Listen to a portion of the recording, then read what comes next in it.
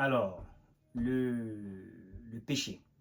Alors, il faut savoir que dans la concordance de James Strong, le mot péché signifie to miss the mark, c'est-à-dire rater la cible.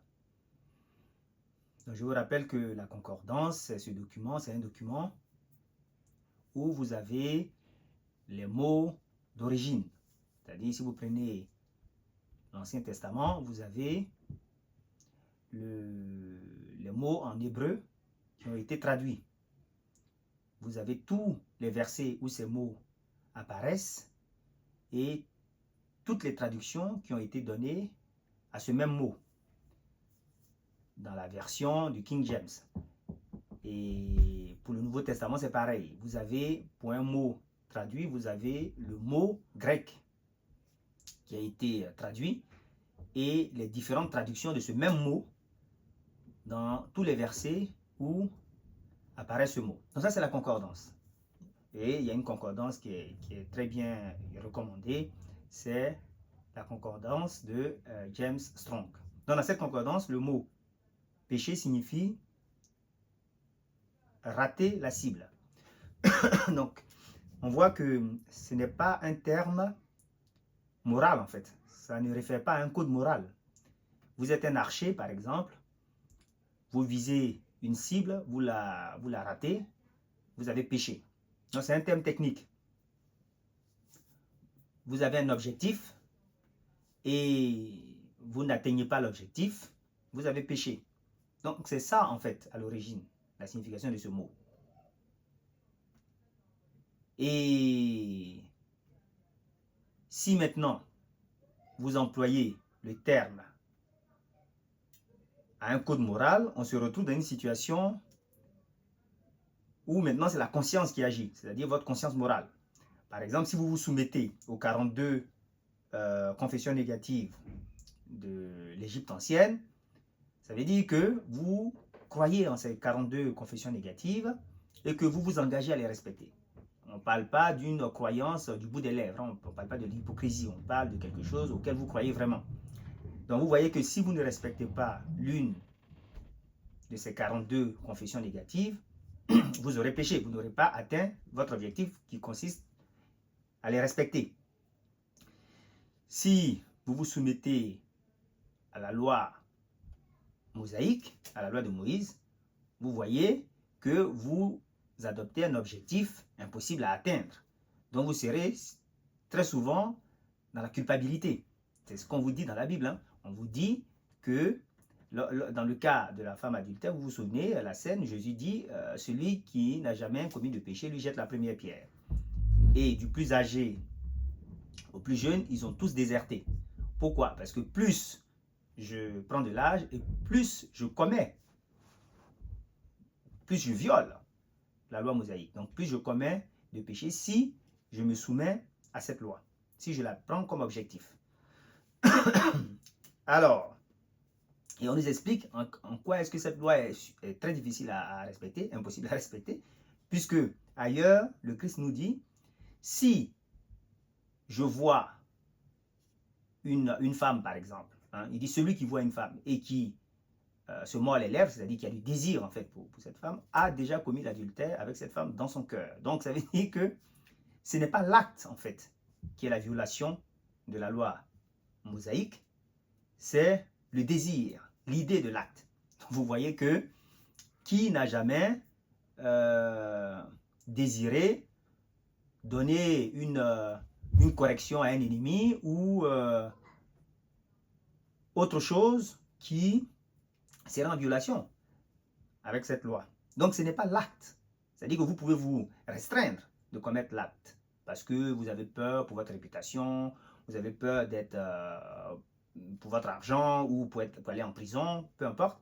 Donc vous avez l'idée de l'acte, mais vous ne commettez pas l'acte. Mais il vous dit que c'est l'idée de l'acte qui est l'acte lui-même. Donc vous avez déjà violé la loi. Donc vous voyez que c'est une loi impossible à respecter. C'est pour ça que Pierre dit, non, c'est pour ça que plutôt Paul dit que cette loi n'a apporté que des problèmes.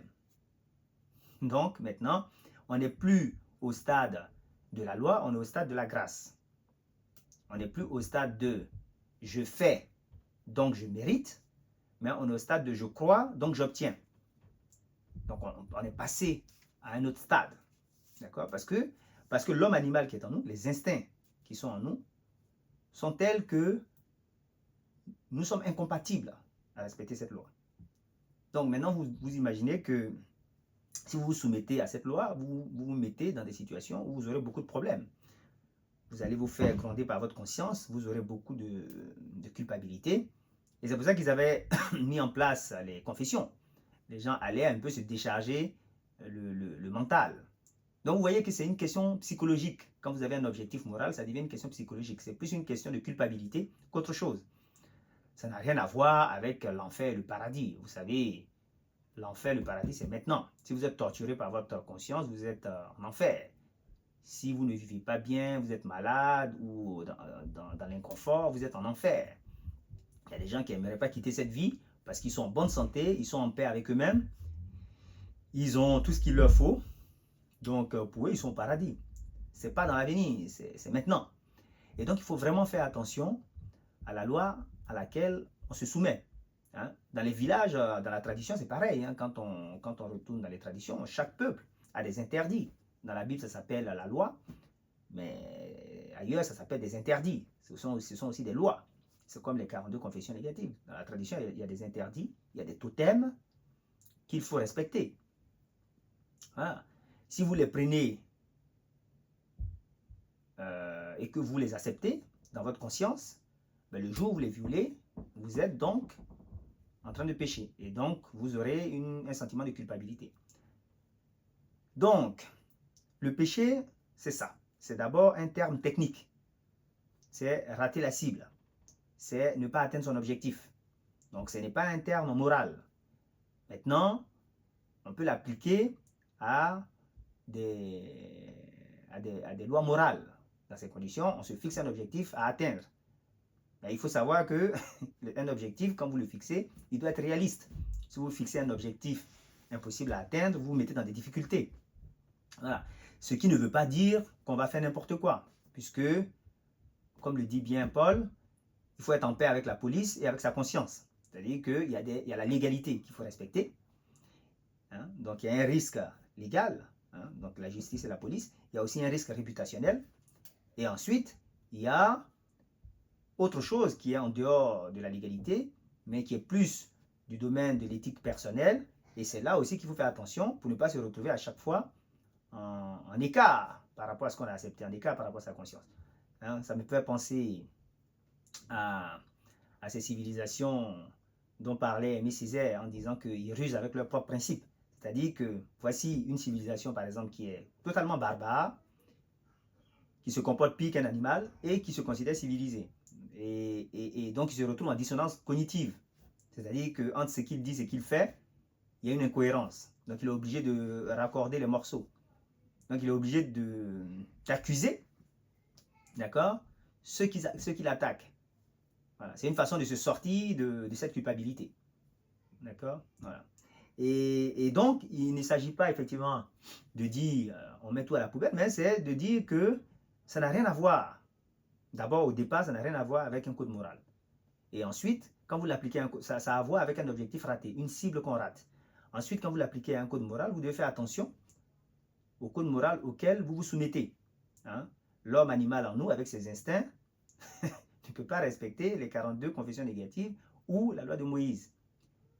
D'accord? Mais ça ne veut pas dire qu'on va vivre sans foi ni loi. Ça veut dire qu'on va se fixer des lois pour être en conformité avec la légalité et pour être en paix avec notre conscience. Mais c'est des objectifs qu'on se fixe comme un idéal à atteindre. Et on est de bonne volonté pour les atteindre. Mais quand on se loupe, on ne se condamne pas. Si vous ne vous condamnez pas, personne ne vous condamne. On ne se condamne pas, on essaie de faire mieux la prochaine fois. Et on essaie de se souvenir que l'homme animal qui est en nous, c'est-à-dire la chair, est faible. Même quand l'esprit est bien disposé, l'esprit veut bien faire, mais des fois, la chair est incapable. Et ça, c'est un fait qui est relaté en long et en large dans le Nouveau Testament. Voilà. Donc, c'est un terme technique, ce n'est pas un terme moral. Si vous l'appliquez au moral, vous devez donc vous rappeler que ça n'a rien à voir avec l'enfer ou le paradis. Ça n'a rien à voir avec le fait d'être sauvé. Hein. On est sauvé, c'est clairement écrit, on est sauvé par sa foi. C'est parce qu'on croit en ce qu'on veut que ce qu'on veut se réalise. Voilà, on est sauvé par la foi. Il y a des gens que vous considérez comme des gens amoraux ou immoraux, hein, sans morale ou qui ont des comportements contraires à la morale, qui réussissent. Oui, parce qu'ils y croient, c'est tout. Ça n'a rien à voir avec... voilà. Et vous voyez que selon les traditions d'ailleurs, selon les pays, l'éthique morale n'est pas la même. Voilà. Si vous avez un objectif d'éliminer votre ennemi et que vous le loupez, et que vous ne l'éliminez pas, vous avez péché. Voilà. Si le but c'était d'éliminer les Cananéens et que vous n'avez pas réussi à éliminer les Cananéens, vous avez raté, vous avez péché. Voilà. Donc c'est un thème technique. C'est un thème technique. Et donc il faut que vous arrêtiez et que nous arrêtions de nous torturer en nous soumettant à des choses que nous sommes incapables de respecter. Hein? Généralement, le code moral est un idéal. L'idéal, ça veut dire que c'est quelque chose vers lequel on tend. Voilà. Donc on fait tous nos efforts pour y tendre, mais on ne va pas se torturer parce qu'on en s'est loupé une fois ou deux. Voilà. Donc on y tend. On fait preuve de bonne volonté et on y tend. Mais on ne va pas commencer à avoir des sentiments de culpabilité parce que le sentiment de culpabilité, je ne sais pas si j'ai déjà fait cette vidéo, je vais peut-être la republier. Le sentiment de culpabilité crée des maladies psychosomatiques, hein, et ça vous met dans un véritable enfer. Ok? Donc pécher signifie rater sa cible.